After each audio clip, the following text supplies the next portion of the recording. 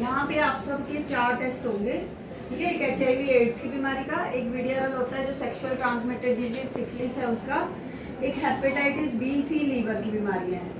ये चारों बीमारियों के 4 कारण हैं जो सेम है, जो HIV वाले आपने सुने भी होंगे ये 4।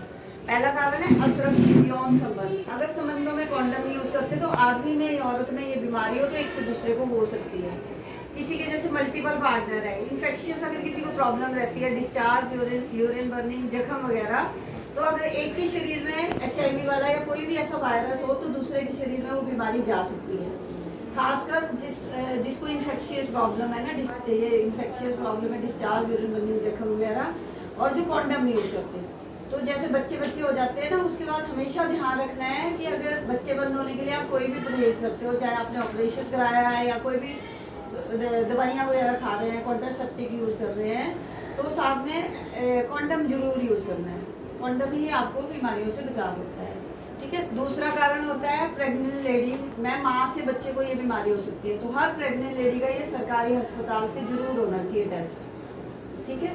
जैसे कि अगर और किसी का हुआ है और इसको ये वाली अगर किसी को पहले से ही पता है कि ये बीमारी है तो उसको दोबारा नहीं कराना चाहिए, उसको पहले ही बता देना चाहिए, ठीक है। तो फिर बता सकते हैं किसी को, अगर वैसे भी अगर किसी और हॉस्पिटल में हुआ है और ऐसी वाली किसी के पास रिपोर्ट है तो भी उसका वैलिड होता है, ठीक है। तो आप अपनी रिपोर्ट दिखा सकते हो, अदरवाइज सबको करवाना चाहिए। जैसे आसपास जो आपके बैठे हैं ना, उनको आप लोग बोल सकते हो। ऐसा नहीं होता कि डॉक्टर भेजे, कई बार डॉक्टर जल्दी में नहीं भी भेजते हैं, और ये जरूर कराना चाहिए सबको, क्योंकि माँ से बच्चे को बीमारी होती है। किसी प्रेग्नेंट लेडी में है तो उसके बच्चे को हो सकती है, ठीक है। एक खून चढ़े हमेशा तो टेस्टेड चढ़ना चाहिए, बिना जांच के किसी का खून किसी को चढ़ गया तो ये बीमारी एक ही शरीर में जो होती है दूसरे में भी वो जा सकती है। तो ध्यान रखना है, कभी खून चढ़ रहा है किसी को तो वो टेस्टेड ब्लड होना चाहिए।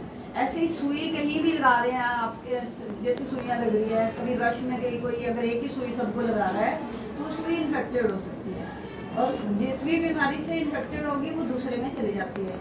तो ये चीज़ भी ध्यान रखनी है, तो हमेशा सुई नहीं होनी चाहिए। उधर वाले जो कारण है वो ऐसा है कि झूठ है, ये सब ऐसा नहीं होता, मिथ्स है।